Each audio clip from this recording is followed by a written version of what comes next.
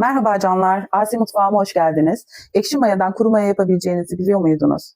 Zamanımız kısıtlı, o yüzden hızlıca anlatıyorum. Buzdolabından çıkardığınız ve canlandırdığınız aktif ekşi mayanıza bolca un ekliyorsunuz. Ekşi mayanızın 2 katı kadar un alacaktır büyük ihtimalle. İyice ovalayarak unu ekşi mayaya yediriyoruz. Sonra temiz ve mümkünse pamuk bir örtünün üstüne açıp kuru ve sıcak bir odada kurutuyoruz. Eğer yaz mevsimindeyseniz üstüne tülbent serip balkonda gölgede kurutabilirsiniz. Yaklaşık 2 gün sürecektir. Daha sonra blenderdan geçirin ve iyice kapatıp buzdolabına kaldırın ya da serin bir yerde saklayın.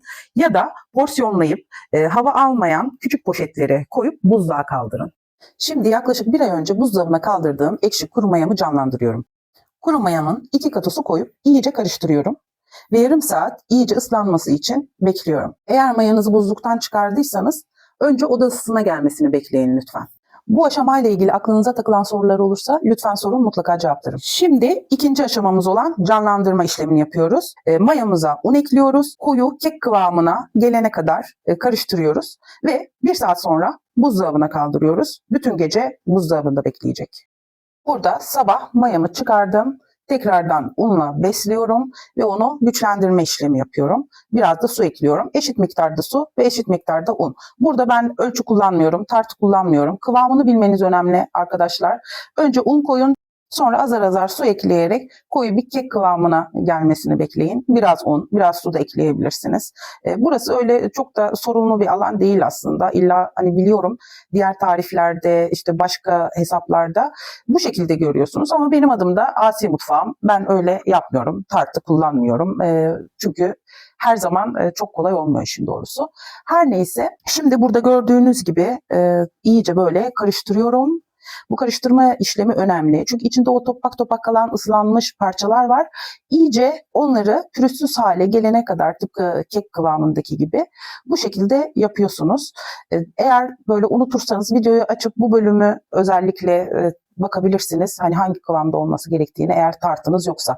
Tartınız varsa da arkadaşlar bu durumda eşit miktarda un ve eşit miktarda su koyabilirsiniz. Yani 50 gram un eklediyseniz 50 gram da su ekleyerek mayayı beslersiniz. Evet, sabah beslediğim mayam öğleden sonra bu şekildeydi arkadaşlar. Tamamen içinde erimiş, çok güzel şekilde hava kabarcıkları oluşmuş. Şimdi burada gördüğünüz gibi suyun üzerine döküyorum ve yüzüyor. Eğer suyun üzerine döktüğünüzde mayanız yüzüyorsa o maya artık aktifleşmiş ve sağlıklı bir mayadır. Bakın, mayanın canlanması sadece 1 gün aldı arkadaşlar, farkındaysanız. Artık hamurumuzu yoğurmaya başlayabiliriz. Ekşi mayamı koydum. Yaklaşık 270 gram kadar ekşi mayam vardı. Üstüne 500 mililitre su ekledim. İyice karıştırdım. Daha sonra içine 500 gram kadar un koydum. Daha sonra yine bunu iyice bir karıştırıyoruz. Pürüzsüz olacak şekilde.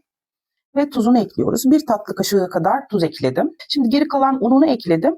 Burada da 200 gram kadar un ekledim. Aslında ben göz kararı yapıyorum ama size söyleyebilmek için burada tarttım. Burada kıvamını gördüğünüz gibi olacak. Böyle elinizde kaldırdığınızda kopmayacak. Böyle yapışkan sakız gibi bir hamur elde etmeniz lazım. Biraz daha sert olursa da çok sorun olmayacaktır, onu söyleyeyim. Çok cıvık yaparsanız ama sorun olacaktır. Daha sonra burada yarım saat beklettim hamuru ve tezgaha aldım.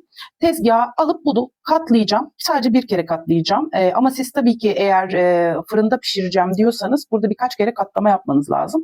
Ama ben bu hamurla gözleme yapacağım için burada katlamasını yapacağım. Sonra buzdolabına koyacağım. Bütün gece orada mayalanacak güzel bir şekilde ve sabahta onunla çok güzel gözlemeler yapacağım. Onun da tarifini daha sonra vereceğim, sizlerle paylaşacağım arkadaşlar. Sadece 1 günde canlandırdık mayamızı arkadaşlar ve 3 ay, 4 ay, 5 ay, belki 6 ay hiçbir şey olmayabilir. Ara ara lütfen mayanızı çıkarın. Sadece kokusuna bakın. Kokusunda hiçbir değişim yoksa, bozukluk yoksa, çok hafif bir değişim de olabilir. O da sorun değil ama hani böyle ekşi yoğurt gibi kokuyor olması lazım mayanızın. Eğer bozulacağını hissederseniz tekrar mayanızı çıkarın, canlandırma yapın ve onu tekrar kurutun. Bu şekilde ekşi mayanızı hiçbir zaman öldürmezsiniz arkadaşlar. Burada gördüğünüz gibi hamurumuz bir gecede çok güzel bir şekilde mayalanmış. Şimdi onu ben tekrar açacağım, şekil vereceğim ve gözleme yapmak için kullanacağım arkadaşlar. Umarım videom sizin için faydalı olmuştur. Eğer sorularınız varsa sormayı unutmayın. Mutlaka cevaplarım. Çünkü herkesin gerçekten ekşi mayaya dönmesini istiyorum. Çünkü ben sağlığıma ekşi maya ekmek sayesinde kavuştum. Ve gerçekten birçok sorunumu çözdü. Ve maalesef ben bir karbonhidrat bağımlısıyım. Bu arada ben neredeyse her şeyi ekşi mayayla yapmaya çalışıyorum. Bütün hamurlu tariflerimi. Yaptığım her şeyi burada paylaşmayı düşünüyorum. Beni takip edin. Hoşça kalın. Kendinize çok iyi bakın.